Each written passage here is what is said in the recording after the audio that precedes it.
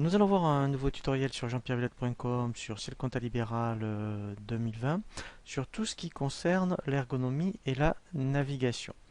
Nous allons voir donc ici comment optimiser les options qui vous sont proposées donc sur Ciel Compta Libéral 2020 à travers ces différents boutons ici de navigation.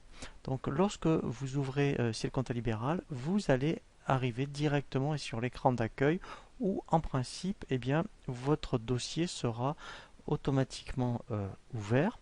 Donc ensuite ici vous avez le bouton réglage. Donc le bouton réglage, comme son nom l'indique, va vous permettre effectivement de paramétrer tout ce qui va concerner donc les notions ici comptables. Alors on va le voir ensuite en détail donc par rapport à la formation vidéo. Ensuite ça va concerner la liasse fiscale et ici les coordonnées de votre société. Alors le plus important dans ces boutons de navigation, c'est le bouton bureau. Donc le bouton bureau ici recense les principales options ici que vous allez utiliser au niveau du logiciel, notamment au niveau donc de la saisie, de tout ce qui va concerner les traitements et ensuite les échanges. Ici, vous allez pouvoir vous rajouter toutes les options que vous souhaitez.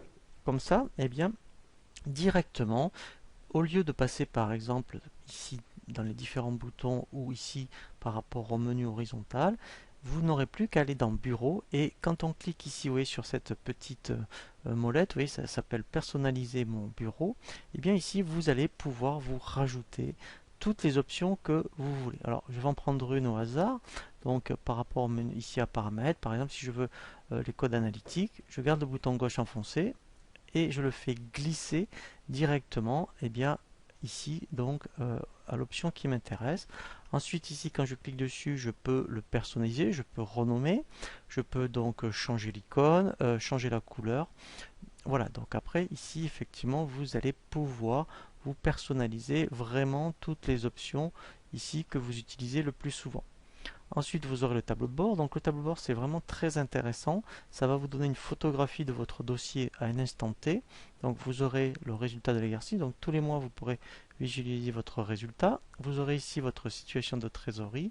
Et là, ici, l'intérêt, c'est que vous aurez vraiment une évolution des dépenses et des recettes tous les mois avec un comparatif sur N-1. Donc ça, c'est vraiment très intéressant.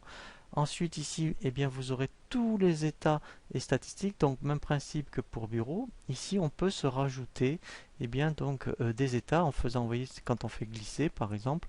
Alors, je vais le mettre ici, par exemple, dans ma trésorerie. Voilà. Directement ici. Voilà.